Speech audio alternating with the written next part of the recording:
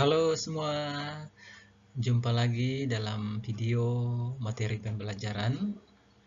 Pada materi pembelajaran kita pada kali ini, kita akan membahas tentang kelangkaan dan kebutuhan manusia.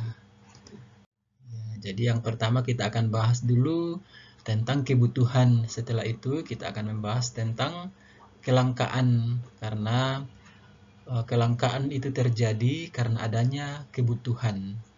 Ya. Yang pertama adalah kebutuhan.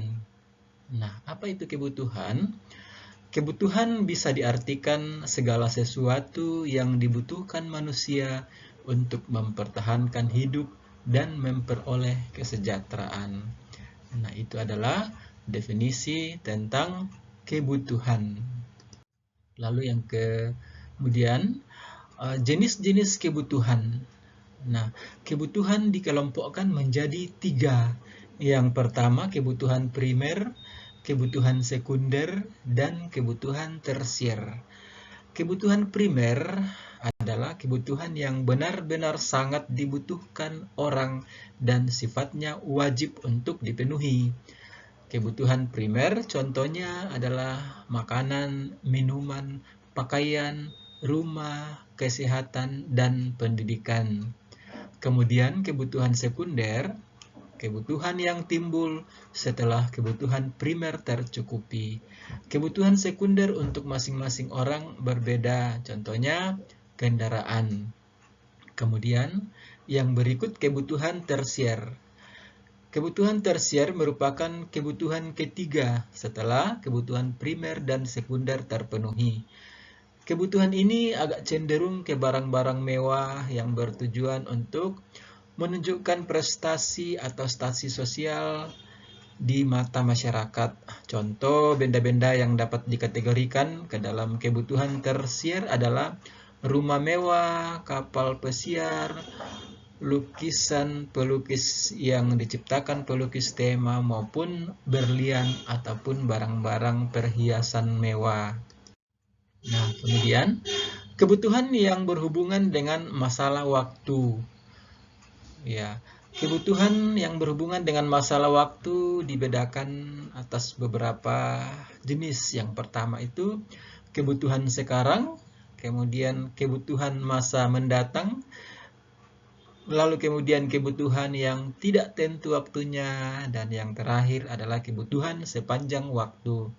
Nah, kita mulai dari awal tentang kebutuhan sekarang.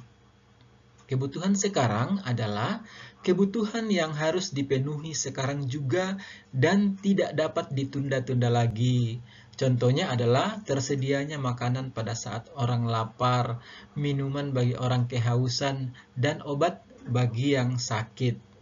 Lalu kemudian ada kebutuhan masa mendatang. Maksudnya ialah kebutuhan yang sifatnya tidak terlalu mendesak, dan oleh karena itu keberadaannya masih dapat ditunda.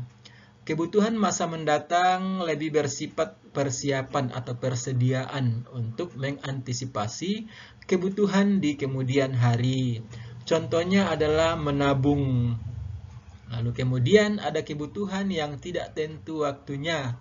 Kebutuhan yang disebabkan sesuatu yang terjadi secara tiba-tiba atau tidak disengaja, yang sifatnya insidental atau kadang-kadang.